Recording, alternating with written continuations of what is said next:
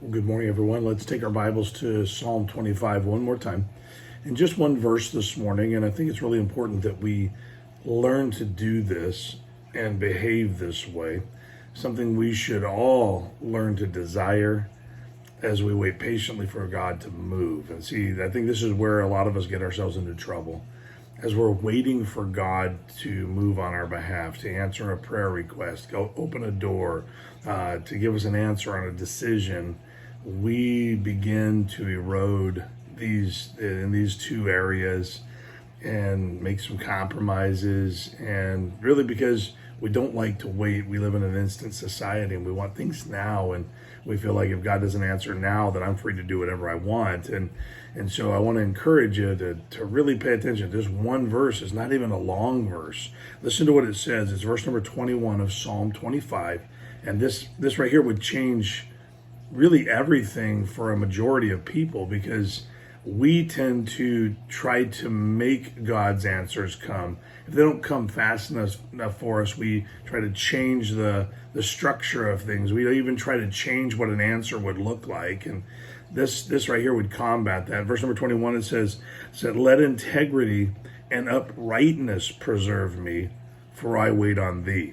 And so he said, if you don't answer right now, if I don't get a green light from you, instead of changing the dynamics of the decision that I'm making or what would be an answer from you, I'm going to let my integrity and my uprightness, I'm going to let good behavior, I'm going to let trustworthiness, I'm going to let my life lining up with your word be what preserves me until I hear from you, until you move on my behalf, whatever the case may be. And what happens a lot of times is that God didn't answer, so because I see that the door looks like it's open, I'm going to go through it.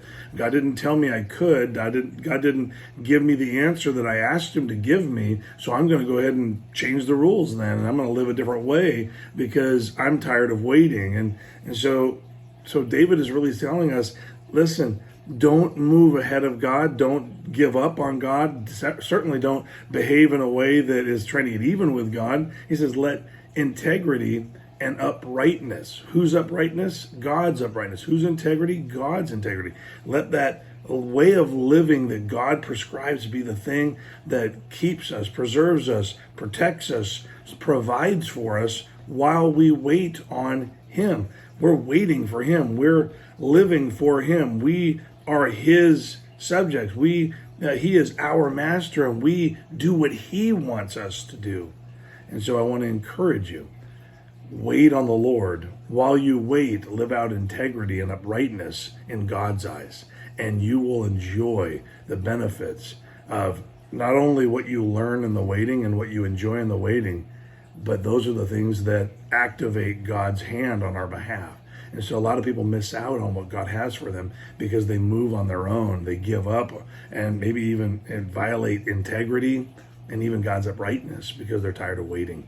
And so let's wait on the Lord. And while we wait, let's live by his example, his integrity and his uprightness, and we will enjoy the great things of the Lord.